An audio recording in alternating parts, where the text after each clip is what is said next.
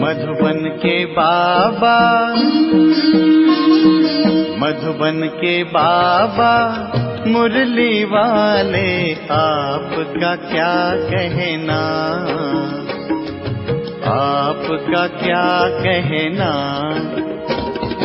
मधुबन के बाबा मुरली वाले, आपका क्या कहना, आपका क्या कहना। आज का 26 तारीख का मुरली 26/1/2024 प्रातः मुरली। ओम शांति। बाप दादा मधुबन। मीठे बच्चे, तुम्हें अब शांतिधाम और सुखधाम जाने का सहारा मिला है।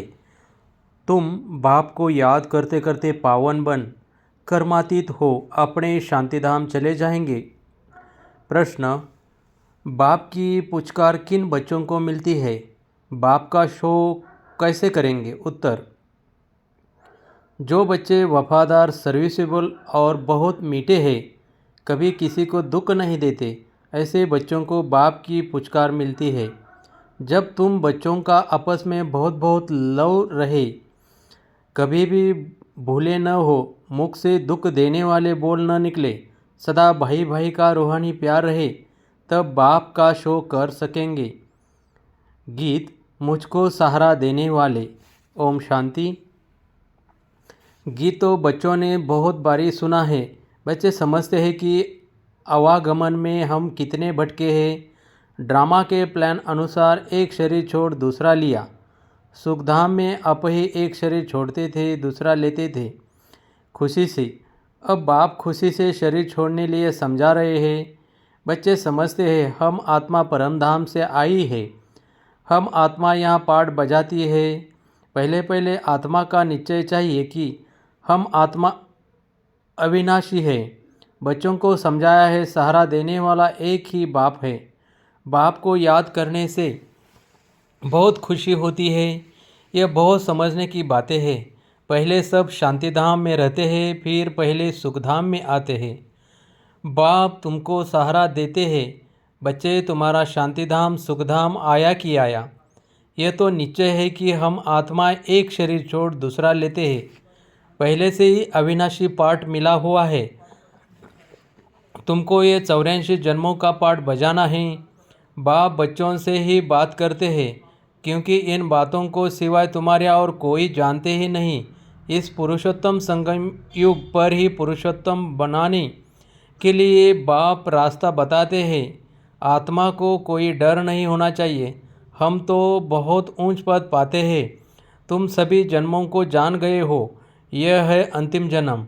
आत्मा समझती है हमको सहारा मिला है सुखधाम शांतिधाम में जाने के लिए, तो खुशी से जाना चाहिए। परंतु अभी यह ज्ञान मिला है कि आत्मा पतित है। आत्मा के पंख टूट गए हैं।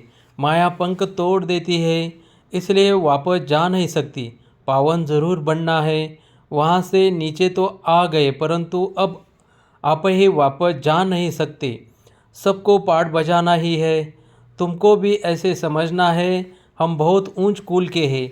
अभी हमको फिर से ऊंच डिनाइस्टी का राज्य भाग्य मिलता है।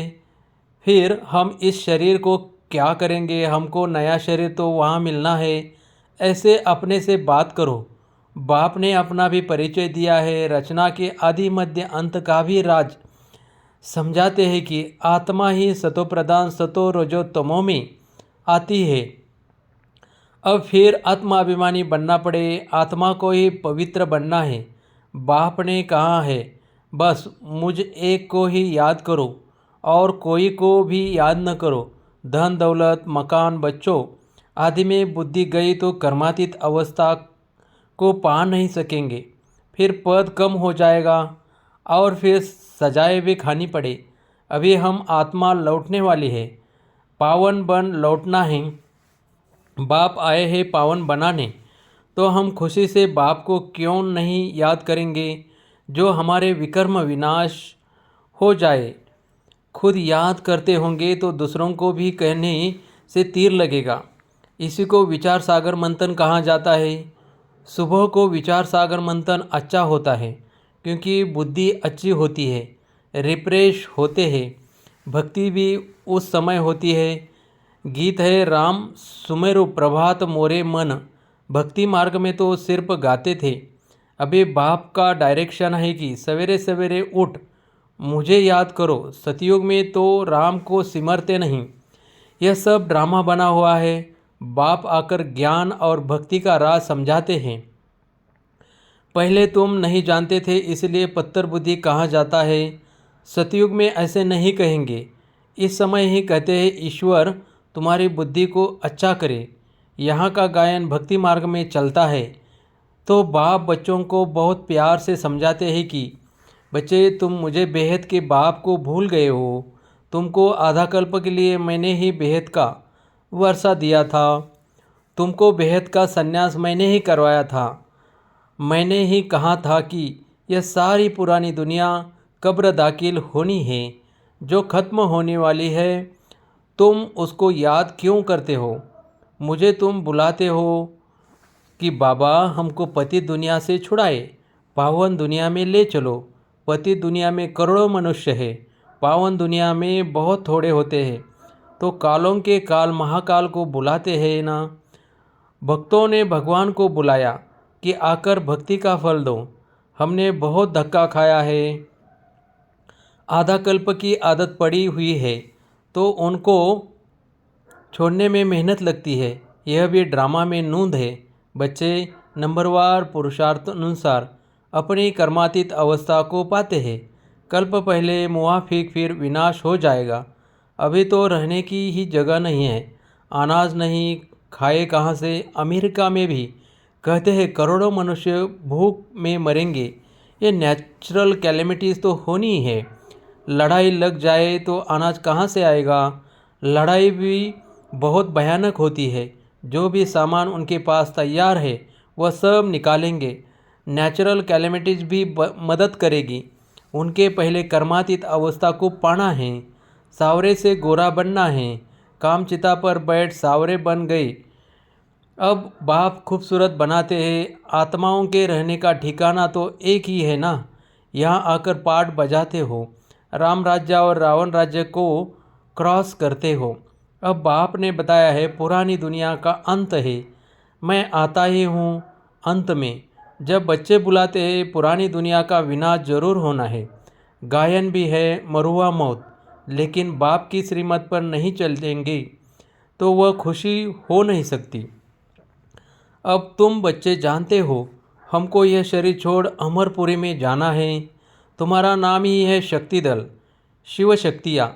फिर तुम प्रजापिता ब्रह्मा कुमार और कुमारियाँ हो। शिव के तो बच्चे हो, फिर भाई बहन बनते हो। प्रजापिता ब्रह्मा द्वारा ये रचना रची जाती है। ब्रह्मा को ग्रेट ग्रेट ग्रैंडफादर कहते हैं। तो बाप आत्माओं को बैठ समझाते हैं। आत्मा ही शरीर द्वारा सब कुछ करती है। आत्मा के शरीर को मारते हैं तो आत्मा कहेगे हमने इस शरीर से फलानी आत्मा के शरीर को मारा। बच्चे पोत्रों में लिखते हैं हम आत्मा ने शरीर द्वारा यह भूल की। मेहनत है ना, इसमें विचार सागर मंथन करना है। मेल्स के लिए बहुत सहज है।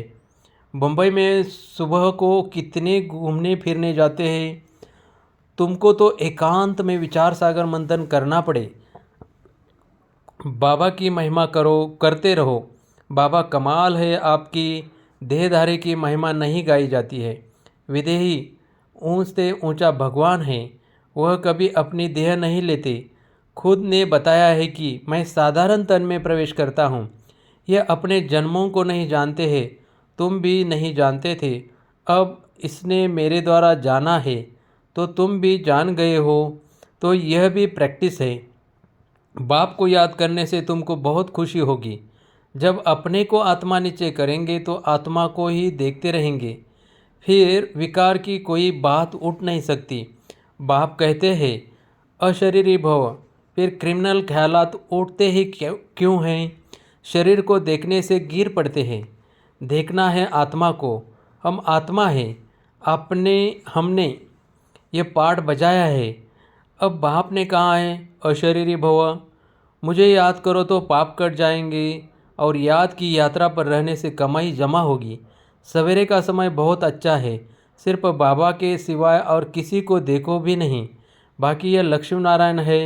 एम ऑब्जेक्ट मनमना भव मध्याजी भव, इसका अर्थ कोई नहीं जानते। तुम समझा सकते हो, भक्ति है ही प्रवृत्ति मार्ग वालों के लिए। वह निवृत्ति मार्ग वाले जंगल में क्या भक्ति करेंगे।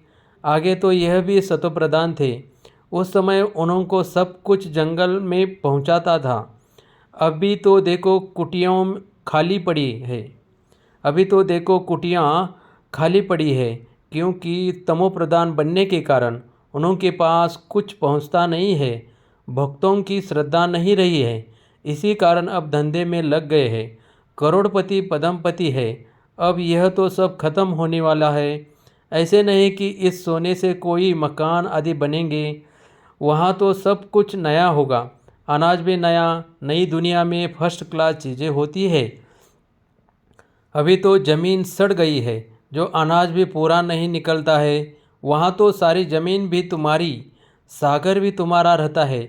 वहाँ कितना शुद्ध भोजन खाते हैं। यहाँ तो देखो जानवरों को भी पकाकर खा लेते हैं। वहाँ तो ऐसी बात ही नहीं। तो तुम बच्चों को बाबा का बहुत शुक्रिया मानना चाहिए। तुम बाप को जानते हो और फिर औरों को भी बताते हो कि बाप ने कहा है कि मैं साधारण बूढ़े तन में इनकी भी वानप्रस्थ अवस्था में प्रवेश करता हूँ। वानप्रस्थ अवस्था में ही वापस जाना है, यह भी कायदा है। भक्ति में भी यही रस्म चलती है। यह सब है धारण करने की बातें। कोई भी अच्छी रीति नोट कर धारण कर औरों को भी सुनाते हैं। सुनने से बहुत मज़ा आता है क्योंकि अब सहारा मिला है। तुम जानते हो, हर एक आत्मा भ्रुकुटी के तक पर विराजमान है। आत्मा के लिए ही कहते हैं भ्रुकुटी के बीच में चमकता है अजब सितारा। ऐसे तो नहीं कहते परमपिता परमात्मा शिव चमकता है, परंतु आत्मा चमकती है। आत्मा भाई भाई है, तब कहते हैं हिंदुस्तानी पाकिस्तानी बौद्धी सब भाई भाई है। परंतु भाई का अर्थ समझते नहीं है। तुम्हारा आपस में कितना लव होना चाहिए। सतयुग में जानवरों का भी आपस में लव है। तुम भाई भाई हो तो कितना लव होना चाहिए। परंतु देह अभिमान में आने से एक दो से बहुत तंग हो जाते हैं, फिर एक दो की ग्लानि करते हैं। इस समय तो तुम बच्चों को आपस में बहुत सिरखंड होकर चलना है। इस समय जो तुम ये पुरुषार्थ करते हो, 21 जन्म सिरखंड होकर चलते हो। अगर कोई उल्टा अक्षर मुख से निकल जाए तो फौरन कहना चाहिए आई एम सॉरी, क्योंकि हमको बाबा का फरमान है कि बहुत मीठा होकर रहना है।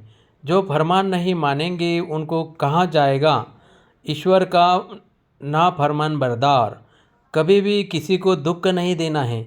बाकी बाबा जानते हैं सिपाही की सर्विस है तो सच्ची कराने के लिए किसी को मारना भी पड़ता है।